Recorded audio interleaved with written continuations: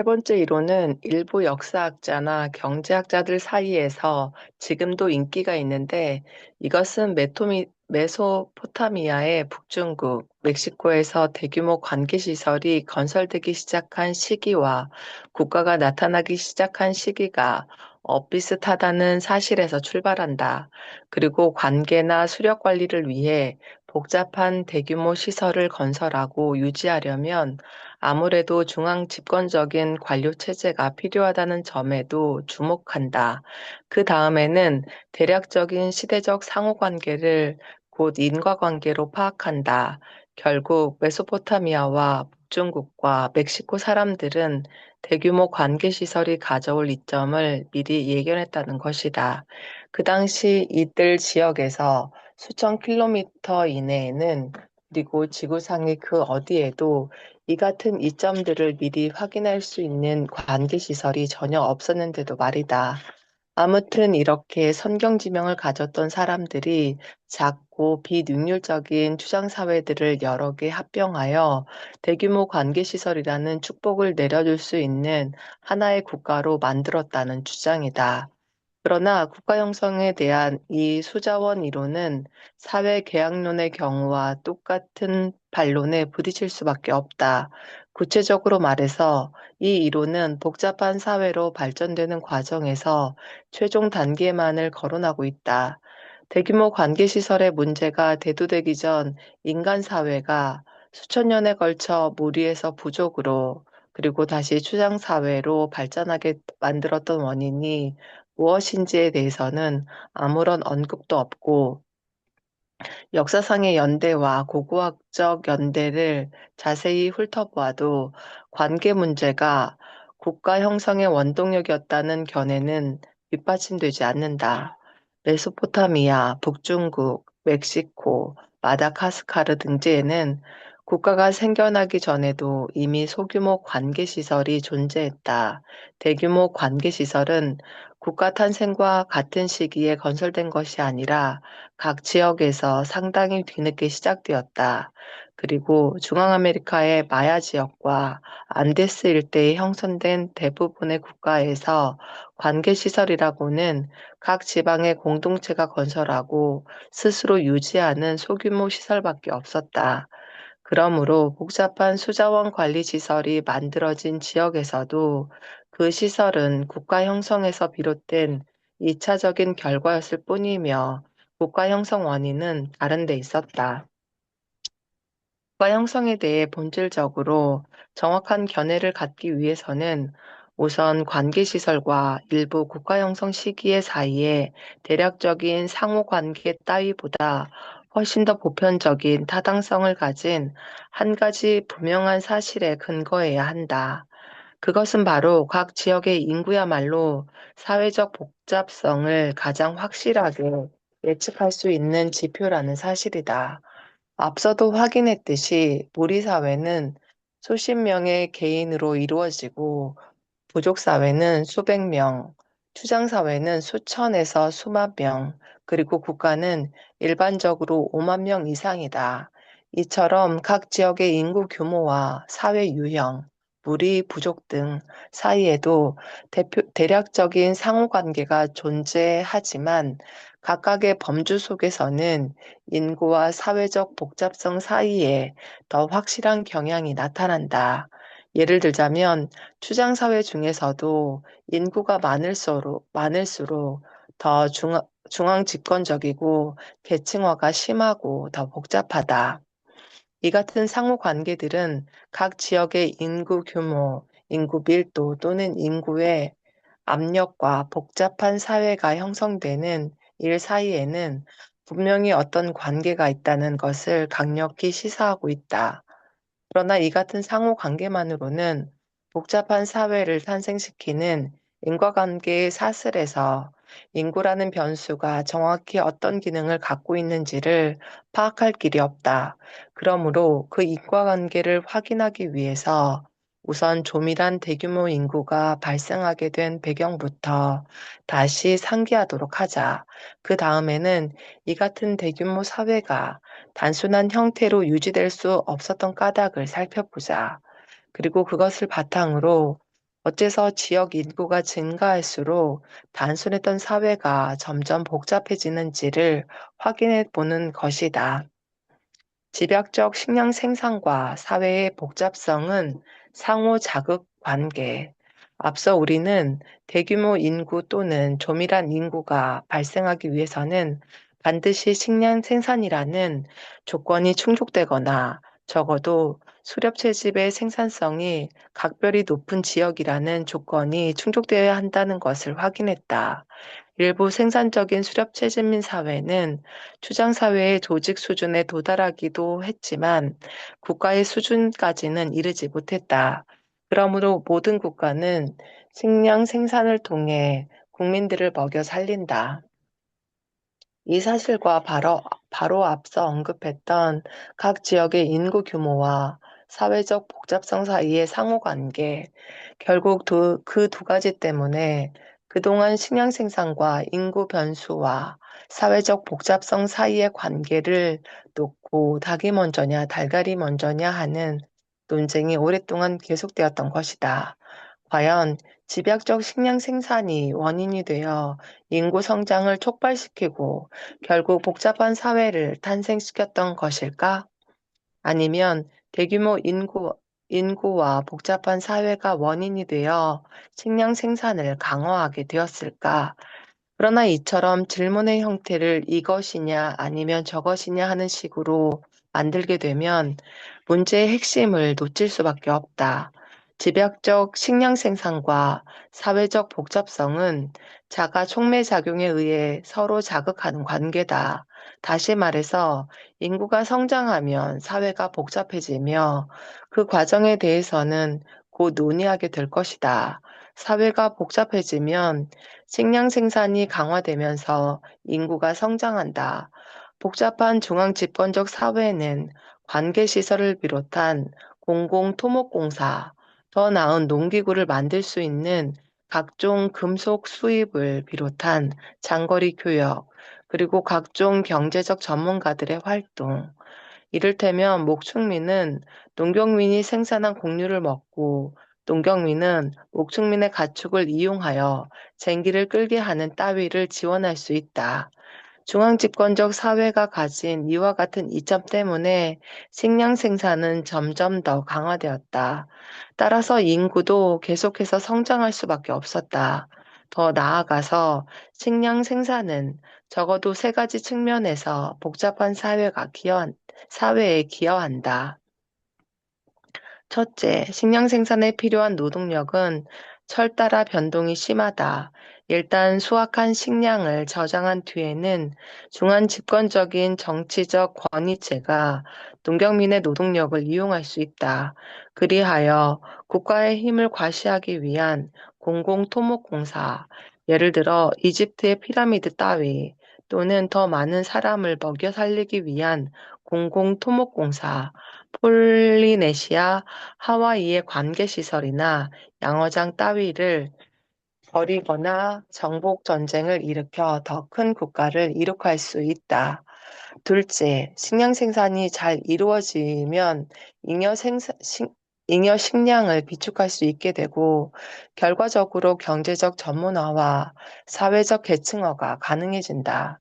잉여 식량은 추장과 관료를 비롯한 엘리트 계급, 필경사와 기능인 등 식량을 생산하지 않는 전문가들, 공공토목공사에 동원된 농경민 등 복잡한 사회에 존재하는 온갖 부류의 사람들을 먹여 살린다.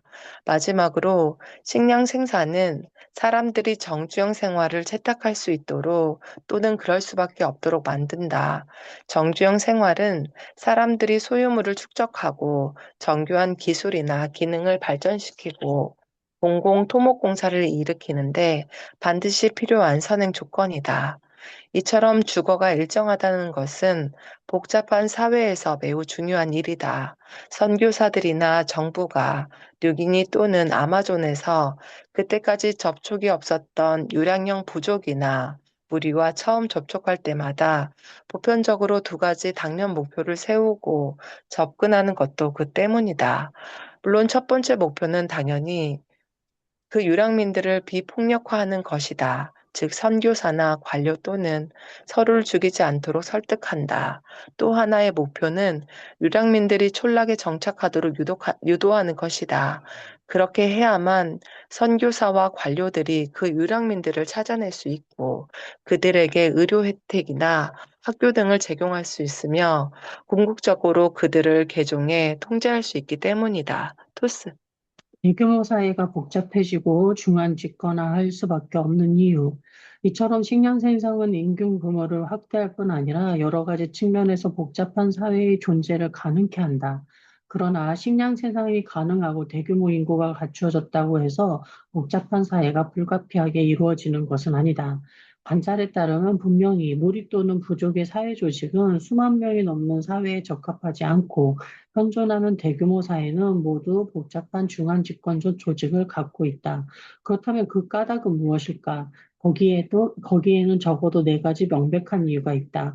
한 가지 이유는 서로 무관한 사람들 사이의 갈등이라는 문제다. 이 문제는 사회를 구성하는 사람들의 수가 늘어남에 따라 엄청나게 증폭된다.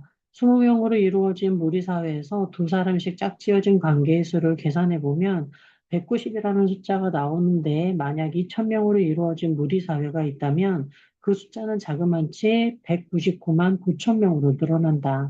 이 각각의 쌍은 곧 말다툼이 살인으로 벌일 수 있다는 잠재적 시한폭탄이라고 볼 수 있다. 그리고 무리 사회나 부족 사회에서는 살인 사건이 날 때마다 대개는 보복살인이 뒤따르기 마련이므로 살인과 보복살인의 끝없는 연쇄 반응이 일어나 그 사회의 안정성을 뒤흔게 된다. 우리 사회에서는 모든 사람이 다른 모든 사람과 밀접하게 관련되어 있어 싸움이 벌어지면 양쪽 당사자와 모두 관련이 있는 사람들이 나누어 싸움을 증지한다. 부족 사회에서도 아직은 많은 사람이 서로 가까운 친척이고 모든 사람이 최소한 다른 모양, 모든 사람의 이름만으로도 알고 있게 마련이다.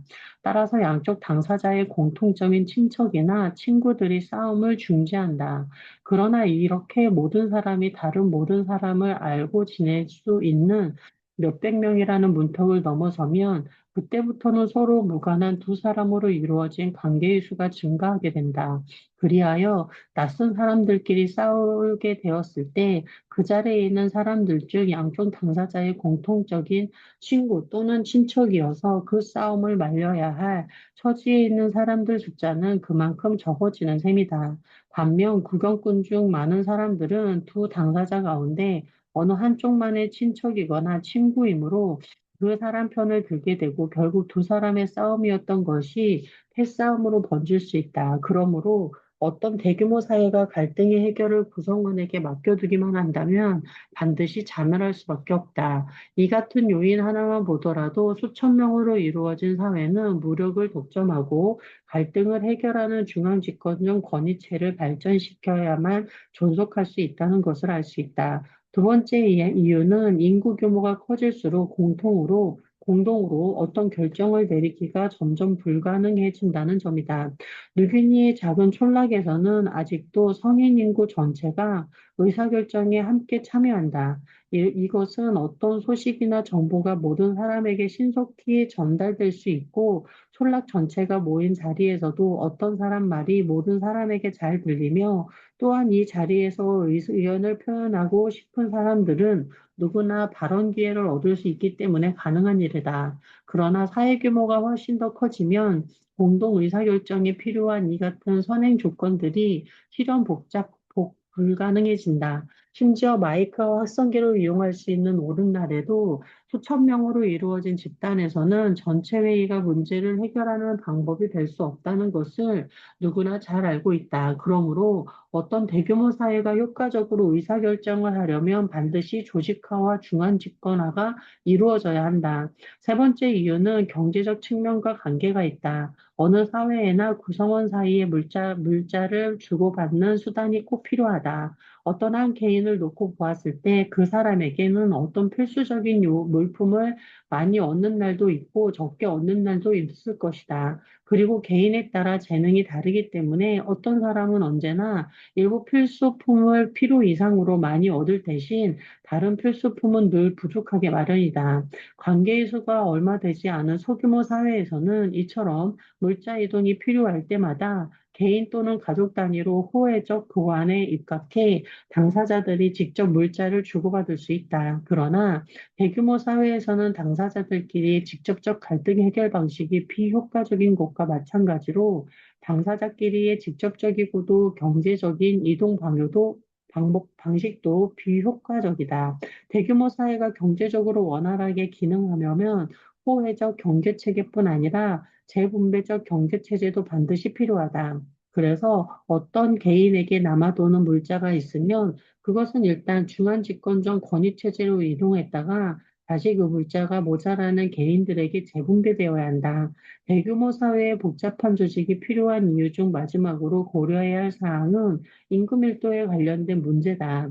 식량 생산자들의 대규모 사회는 수렵 채집민의 작은 무리에 비해 구성원 수가 많은 뿐만 아니라 인구 밀도도 높다. 사냥꾼 수십 명으로 이루어진 무리는 각각 넓은 영토를 차지하고 그 안에서 자기들에게 필요한 자원을 대부분 획득한다. 그리고 거기서 해결할 수 없는 필수품은 무리 간의 전쟁이 잠시 중단되었을 때 이웃의 다른 무리와 교역해서 얻는다. 그러나 인구 밀도가 높아지면 수십 명으로 이루어진 각각의 무리 사회가 차지할 수 있는 영토가 점점 좁아져 그 지역 안에서 구해야 하는 생활 필수품의 양이 점점 늘어난다. 예를 들면 네덜란드의 총 면적 약 4만 킬로미터이며 인구는 1,600만 명인데 이것을 간단히 80만 개 영토로 나누어 각각의 면적이 0.05km가 되게 했을 때 그 안에서 각각 20명이 이루어진 자율적인 한 무리가 자급자족하며 이따금 일시적 평화가 찾아올 때마다 그 작은 영토의 국경선에서 이웃 무리와 물품이나 신부들을 교환하는 정도로 살아간다는 것은 있을 수 없는 일이다. 이 같은 공간적 현실 때문에 인구가 조밀한 지역에서 조직이 복잡한 대규모 사회가 생겨날 수밖에 없다. 이처럼 갈등 해결, 의사결정, 경제, 공간 등의 문제를 모두 고려했을 때 대규모 사회가 결국 중앙 집권화하는 것은 당연한 일이다. 그러나 권력이 집중되었다고 해서 반드시 그 권력을 가진 사람들, 즉 정부를 독점하고 결정을 내리고 물자를 재분배하는 사람들이 그 기회를 이용해 자신과 친척들의 배를 부릴 수 있는 것은 아니다. 이것은 현대사회의 여러 집단을 보더라도 자명한 일이다. 초기 사회의 발전 과정에서 중앙 집권적 권력을 획득한 사람들은 차츰 엘리트 계급으로 자리를 굳혔다. 이들도 처음에는 아마 모두가 평등했던 한 촌락의 여러 시족 중 남들보다 조금 더 평등해진 시족에 불과했을 것이다. 갈등 해결, 올바른 의사결정, 조화로운 경제 재분배. 이상으로 우리는 대규모 사회가 무리 조직으로 제대로 가능할 수 없으므로 복잡한 도덕 정치를 할 수밖에 없는 이유들을 살펴보았다. 그러나 작고 단순한 사회들이 실제로 어떻게 발전 또는 융합되는 크고 복잡한 사회를 이루게 되느냐는 문제는 아직 남아있다. 융합, 중앙집권적 갈등 해결과 의사결정, 경제적 재분배, 도덕 정치 체제의 종교 등은 결코 누구소로의 사회적 제약에 따라 저절로 이루어지는 일들이 아니다. 그렇다면 융합의 추진력은 무엇일까? 이 질문에 답하려면 우선 진화론의 논리가 필요하다. 이 장 도입부에서 나는 어떤 한 범주로 분류되는 사회라고 해서 모두 똑같지 않다고 말했다. 각각의 인간과 인간 집단은 제각기 천차만별이기 때문이다. 예를 들면 무리사회와 부족사회의 경우 어떤 집단의 대인은 다른 집단의 대인에 비해 훨씬 카리스마적이고 강하며 결정을 내리는 일에도 능숙하게 마련이다. 그리고 그 부족 중에도 유난히 강력한 대인에 있어서 중앙 집권화가 더 많이 이루어진 부족은 대개 중앙 집권화가 비약한 부족보다 유리해진다. 사회족처럼 갈등 해결에 미숙한 부족은 분열되어 여러 무리로 갈라지게 마련이고 추장사회가 제대로 다스려지지 않으면 역시 분열되어 작은 추장사회나 부족 여럿으로 갈라지게 마련이다. 반면에 폭과적인 갈등 해결, 올바른 의사결정, 조화로운 경제적 재분배 등의 장점을 갖춘 사회는 더 나은 기술을 발전시킬 수 있고 군사력을 집중할 수 있으며 더 넓고 생산적인 영토를 차지할 수 있다. 또 자기보다 작은 자율적인 사회들은 하나씩 물어뜯을 수 있다. 그러므로 동일한 수준의 복잡성을 보이는 여러 사회가 경쟁하게 되었을 때 만약 상황이 허락하기만 한다면 사회적 복잡성의 수준은 한 단계 상승하게 마련이다. 부족들은 다른 부족을 정복하거나 서로 합쳐 추장사회의 규모에 이르게 되고 추장사회들은 다른 추장사회를 정복하거나 서로 합쳐 국가 규모에 이르게 되며 국가들은 또 다른 국가를 정복하거나 서로 합쳐 제국이 된다.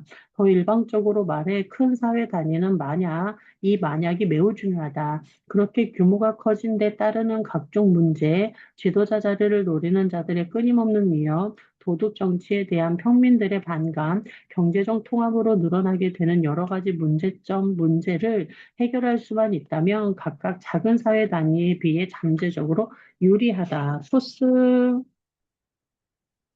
한참 넘어가네요.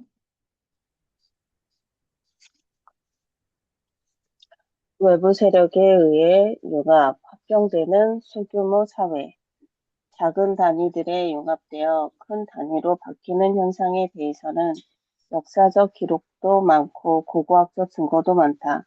루소의 주장과는 달리 이러한 융합은 작은 사회들이 아무런 위협도 받지 않는 자유로운 상황에서 그 구성원들의 행복을 도모하기 위해 서로 합치기로 결정하면서 이루어지지 않는다. 대규모 사회의 지도자들과 마찬가지로 소규모 사회의 지도자들도 자신의 자율성과 특권을 빼앗기기 싫어한다. 그러므로 융합은 다음 두 가지 방식으로 이루어진다. 외부 세력의 위협을 받고 합병되거나 아예 정복당하는 것이다. 이 두 가지 융합의 예는 얼마든지 찾아볼 수 있다. 외부 세력의 위협은 합병되는 경우의 예는 미국 동남부에서 결정되었던 체로키족 인디언들의 연맹에서 잘 나타난다. 체로키족은 원래 3, 40개의 독립적인 추장사회로 분열되어 있었고, 각각의 추장사회는 대략 400명이 사는 하나의 촌락으로 구성되어 있었다. 그런데 백인이 점점 더 많이 들어오면서 체로키족과 백인 사이에 갈등이 생겼다.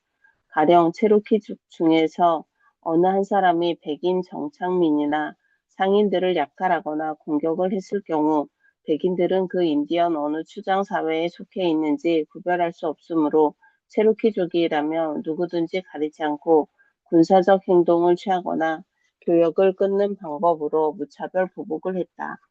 거기에 대응하기 위해 체로키족의 추장 사회들은 18세기 내내 차츰 합쳐 단일 연맹을 구성할 수밖에 없었다. 우선 1730년에 대규모 추장 사회들이 모여서 모이토라는 추장을 전체 지도자로 뽑았고 1741년에 그의 아들이 그 자리를 계승했다. 이 지도자들이 수행한 첫 임무는 백인들을 공격한 체로키족 사람을 처벌하고 백인 정부를 상대하는 일이었다.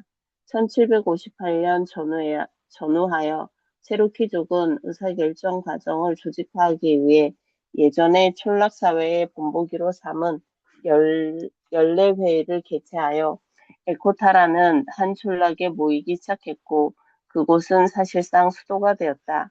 그리고 체로키족은 결국 문자를 갖게 되어 성문화된 손법까지 제정했다. 이처럼 체로키 연맹은 정복에 의해 이루어진 것이 아니라 종전에는 서로 반목하던 작은 사회들이 융합되면서 결성된 것이었는데 이들이 합쳐질 수 있었던 까닭은 강력한 외부 세력으로부터 파멸의 위협을 받았기 때문이었다. 미국이 형성되는 과정과 관련하여 역사 교과서에 빠짐없이 등장하는 사례도 마찬가지였다. 바로 백인이 만든 아메리카 식민지의 경우다. 그 한 식민지, 조지아는 체로키족의 국가가 형성되는 것을 촉진하기도 했다. 군주국 영국이라는 강력한 외부 세력의 위협을 받게 되자 아메리카 식민지들은 자신들도 나라를 세울 수밖에 없게 되었다.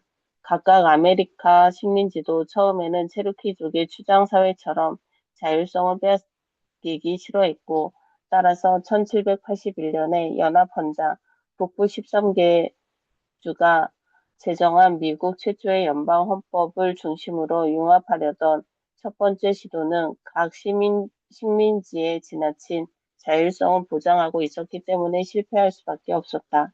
그러다가 1786년 세이스의 반란, 매사추세츠주에서 일어난 농민 반란과 전쟁 부채라는 미결 문제 등 새로운 위협들이 닥쳐오고서야 비로소 식민지들은 한사코 자율성을 희생하지 않으려던 태도를 버리고 1787년에 현재와 같은 강력한 연방헌법을 제정할 수밖에 없었다. 독일 제국과 줄루 국가 등에서 볼 수 있는 통합의 예, 서로 반목하던 독일 공국들이 19세기에 들어와서 통일되는 과정에도 마찬가지 어려움이 있었다. 먼저 세 번째 시도가 이어졌지만 모두 실패했고, 프랑스의 선전포고라는 1870년 프랑스의 선전포고라고는 외부의 위협이 닥치면서 마침내 각 공국의 군주들은 1871년 권력의 많은 부분을 독일 제국 정부에 양도하고 말았다. 이처럼 외부 세력의 위협을 받고 서로 뭉치는 방식 외에 복잡한 사회가 형성되는 또 한 가지 방식은 정복에 의한 합병이다. 기록이 많이 남아있는 사례로 아프리카 동남부에 세워진 줄루 국가, 19세기 말 남아프리카 공화국이 합병되었다를 들 수 있다. 백인 정착민들이 처음 보았을 때 줄루족은 수십 개의 작은 추장사회로 분열되어 있었다. 그러다가 1700년대 말에 인구가 점점 늘어나자 각 사이의 싸움이 심해지기 시작했다. 이들 사회가 가진 공통적인 숙제는 중앙 집권적 권력 구조를 갖추는 일이었다. 이 문제를 가장 성공적으로 해결한 사람은 딩기스와 요라는 추장이었다. 딩기스와 요는 1807년쯤에 경쟁자를 제거하고 음테트와 추장사회의 지배권을 장악했다. 그는 모든 촌락의 젊은이들을 징집하고 촌락 출신이 아니라 연령에 따라 부대를 편성함으로써 우수한 중앙집권적 군사 조직을 만들었다. 그리고 다른 사회들을 정복하면서도 학살을 금하고 정복당한 추장의 가족을 살려두었다. 다만 정복당한 추장의 친척 중에 자신에게 협력하겠다는 사람을 추장 자리에 앉힘으로써 우수한 중앙집권적 정치 조직을 만들었다. 아울러 분쟁에 대한 판결 방식을 확충하여 우수한 중앙집권적 갈등을 해결책으로 만들었다. 이 같은 방법으로 딩기스와요는 줄로족의 추장사회를 30개나 정복하여 통합의 기초를 다졌으며 그리하여 아직 미숙하나 줄로 국가가 탄생했다. 딩기스와요의 후계자들도 사법체계, 치안, 의례 등을 확충함으로써 국가를 더욱 강화했다. 줄로족의 경우처럼 정복에 의해 국가를 형성한 예는 얼마든지 찾아볼 수 있다. 18세기와 19세기에는 원주민들의 추장사회로부터 국가 형성되는 과정을 유럽인들이 직접 목격하기도 했다.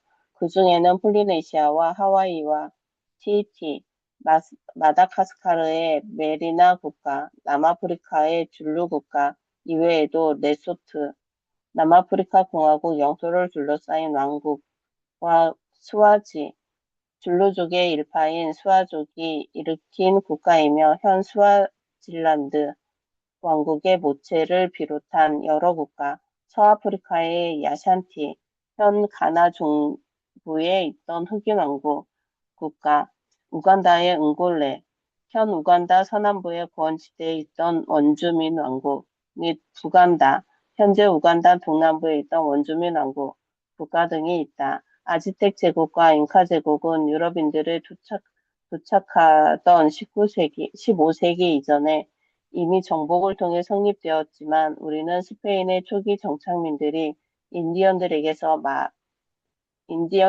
받아 적은 구전 역사를 통해 이들 제국의 형성 과정에 대해 많이 알고 있다. 로마 제국의 형성 과정과 알렉산더 치아 마케도니아 제국의 팽창 과정에 대해서는 동시대의 고전적인 저자들이 자세히 설명하고 있다. 여기까지 하겠습니다.